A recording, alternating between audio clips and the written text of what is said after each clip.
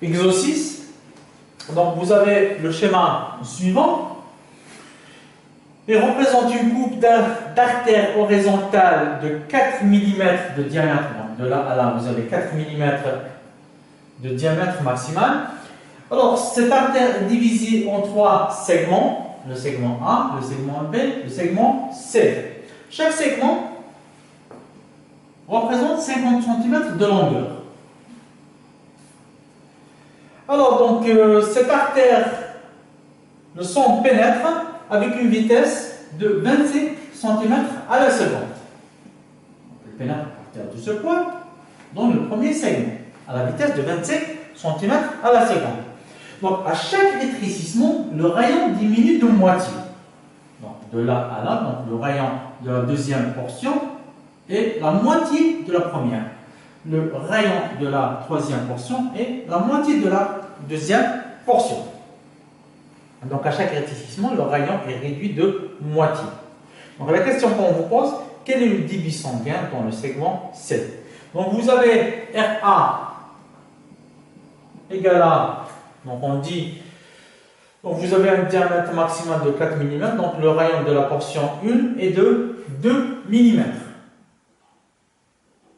Le rayon de la portion B est de 1 mm.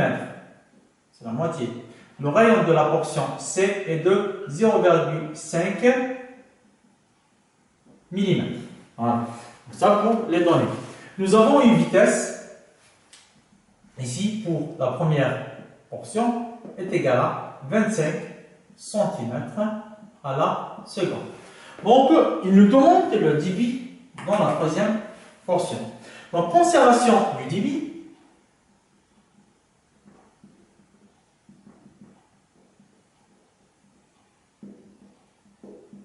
Impose que le débit dans la première portion est le même que le débit de la deuxième portion et le même que le débit dans la troisième portion. Le débit s'exprime comme étant la surface fois la vitesse. Donc nous avons la vitesse dans la première portion, nous avons le rayon de la première portion. Donc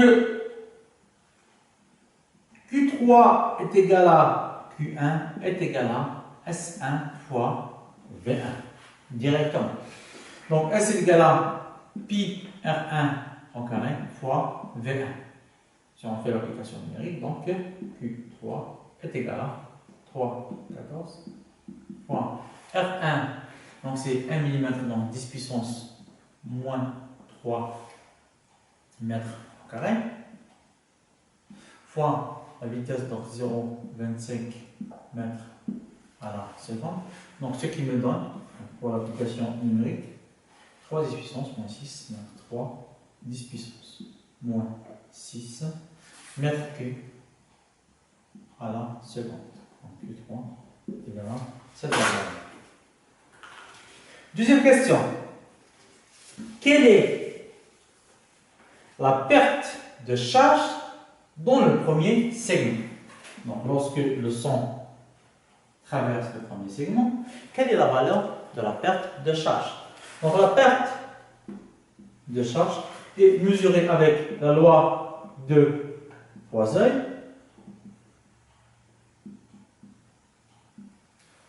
Donc qu'est-ce qu'elle dit? Donc la perte de charge delta P est égale à 8 état L sur pi R à la puissance 4 fois le débit. Donc la perte de charge dans le premier segment, donc delta P1 est égal à 8 état L est donné, ça vaut donc état égal à 2 10 puissance moins 3, 2 10 puissance moins 3 Pascal seconde en unité de mesure. Donc 8 fois 2 10 puissance moins 3 fois la longueur des sections 50 cm, donc division 3 segments A, B, C de 50 cm de longueur chacun, donc fois 0,5, divisé par 14, fois le rayon. Donc le rayon, la première portion c'est 2 mm. Le rayon de la première portion, donc 2 10 puissance moins 3 mètres à la puissance 4. Cette quantité-là, donc, je la divise par le débit, 10 puissance moins 6. Donc, ce qui me donne comme résultat 500 pascal. Donc, delta P1 est égal à, donc, delta P dans la première portion est égal à 500 pascal. Voilà.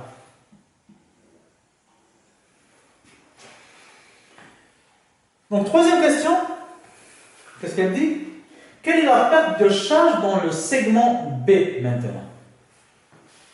Donc, pour le segment B, delta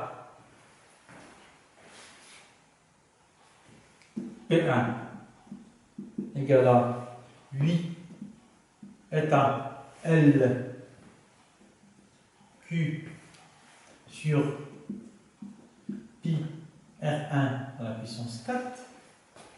Delta P2 égale à 8 état L, le même L, le fait que les trois tensions possèdent la même longueur, fois le même débit, divisé par 8 R2 à la puissance 4.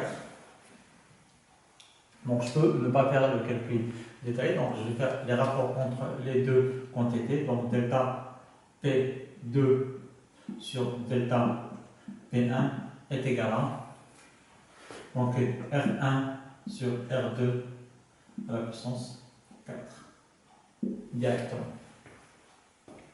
Et comme R1 est 2 fois R2, donc R1 est 2 fois R2, donc est égal à donc 2 fois R2 sur R2 à la puissance 4, donc est égal à 2 à la puissance 4 est égal à 16. Donc finalement, donc, delta P2 est égal à 16 fois delta P1. Donc delta P1 égale à 500 pascal, ce que nous avons trouvé tout à l'heure. Donc delta P2 est égal à delta P2 égale à, donc pour l'application numérique, à 16 fois 500 est égal à 8000 pascal. Donc au niveau de la première portion, donc nous avons une perte de charge de 500 pascal. Au niveau de la deuxième, le fait que le rayon a diminué de moitié, on voit très bien que la perte de charge a énormément augmenté. Elle est de 8000 pascal. Donc ici P2 ça fait allusion à la deuxième portion B. Donc delta P2 c'est delta PB, évidemment. Ok. Donc la quatrième question. Dans le segment B, le régime d'écoulement est-il laminaire, instable ou turbulent? Donc on fait appel maintenant au nombre de Reynolds. Ici.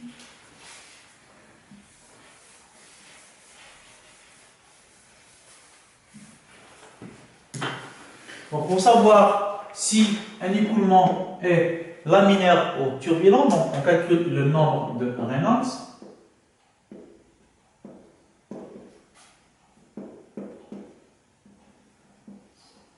Alors le nombre de Reynolds, donc vaut combien? 2 fois ρ V R sur état, ou 2 fois, donc 2 ρ V R sur état, avec état donc c'est la viscosité, ρ c'est la densité du fluide, V c'est la vitesse, R c'est le rayon de la conduite. Donc on remplace, on calcule, donc RE est égal à 2 fois donc la densité du sang pratiquement celle de l'eau, donc 10 puissance 3 kg par mètre cube. La vitesse est combien? Donc on doit la calculer, on ne la connaît pas. Donc vous avez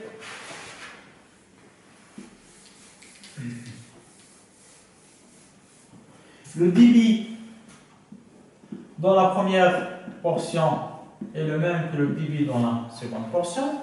Donc SA V1 est égal à SB VB.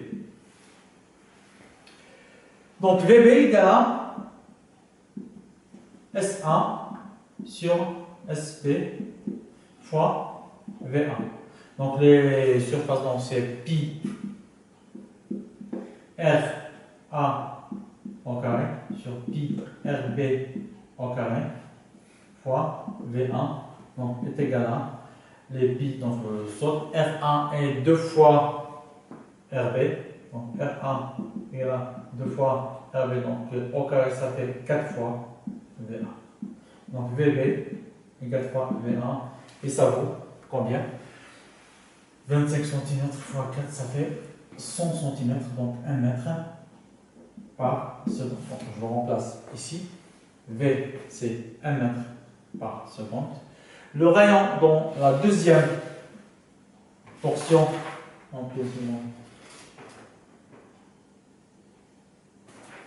son rayon donc, est de 1 mm, donc c'est 10 puissance moins 3, divisé par état, donc 2 10 puissance moins 3. Donc, en calculant donc ce nombre, on trouve la valeur de 1000.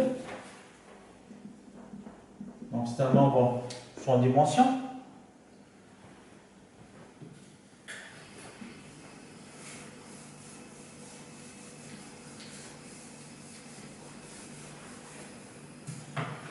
Donc qu'est-ce qu'on peut dire à propos de cet écoulement? Est-ce qu'il est laminaire ou il est turbulent? Donc nous avons vu en cours que si RE est inférieur à 2400, donc obligatoirement l'écoulement est laminaire.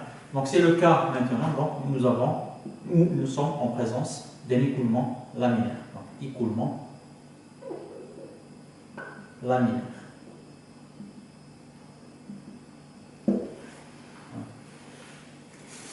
Donc il me semble qu'il reste une question. Donc quelle est la vitesse du son dans le segment C? Donc pareil comme le calcul qu'on vient de faire ici, donc pour la cinquième question. Donc QA est égal à QB est égal à QC. Donc on peut faire le calcul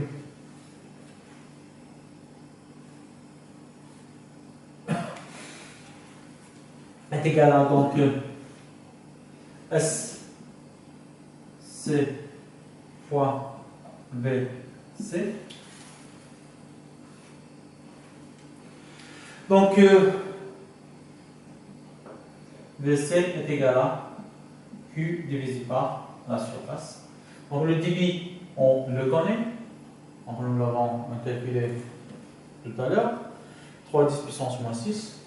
3 10 puissance moins 6 mètres cubes par seconde. La section, donc, c'est pi. Le rayon, c'est 0,5 10 puissance moins 3 au carré.